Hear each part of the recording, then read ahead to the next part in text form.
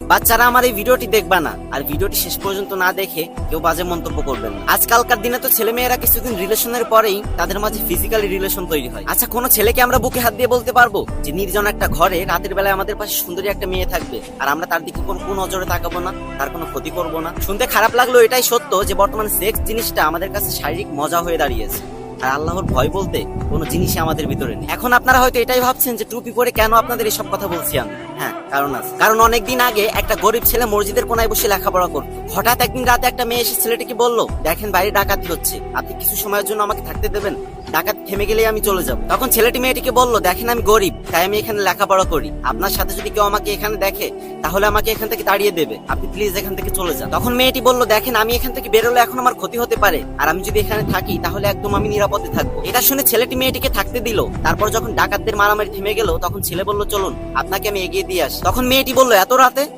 আমি কোথাও যেতে পারবো না, আমি সকাল হলে ঠিক চলে যাবো। ছেলেটি মেয়েটিকে আবারও রিকোয়েস্ট করলো, দেখেন আপনার সাথে কেউ আমাকে এখানে দেখলে আমার অনেক বড় ক্ষতি হয়ে যাবে। কিন্তু মেয়েটি কিছুতেই বাড়ি যেতে রাজি হলো না। সারা রাত তারা দুজন দুপাশে জেগে রাত কাটিয়ে দিল। কিন্তু মেয়েটি খেয়াল করলো ছেলেটা একটু পর পর কুপির আগুনে তার হাত পোড়াচ্ছে, আর যন্ত্রণায় ছটফট করছে, তাও একটু পর পর তার হাত সে পোড়াচ্ছে। এভাবে করতে করতে ফজরের আজান দিয়ে দিল। তখন ছেলেটি মেয়েটিকে বলল, চলেন এখানে আর থাকা যাবে না, আপনাকে দিয়ে আসি। তখন মেয়েটি বলল, যাবো, কিন্তু আপনি বলেন তো আপনি একটু পর পর আগুনে হাত পোড়াচ্ছিলেন কেন? তখন ছেলেটি বলল, এটা আমার ব্যক্তিগত ব্যাপার। কিন্তু মেয়েটি বলল, এটা না বললে কিন্তু আমি যাব না। তখন ছেলেটি মেয়েটিকে বাধ্য হয়ে বলল, রাতে যখন আপনার উপর কুনজর আসছিল আমার, তখন আমি কুপির আগুনে নিজের হাত পোড়াচ্ছিলাম, আর নিজের মনকে বলছিলাম, কিরে মন, জাহান্নামের আগুন তো এর থেকে অনেক তীব্র, সহ্য করতে পারবি তো? একটাবার ভাবুন তো ওই ছেলেটা আল্লাহকে কতটা ভয় করে কাজ করেছিল।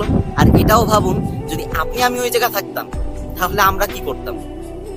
এই গল্প বলার আমার কোনো উদ্দেশ্য নেই, নামাজ পড়ে বেরোলাম, তাই ভাবলাম আপনাদের সাথে একটা ইসলামিক ভিডিও শেয়ার করি।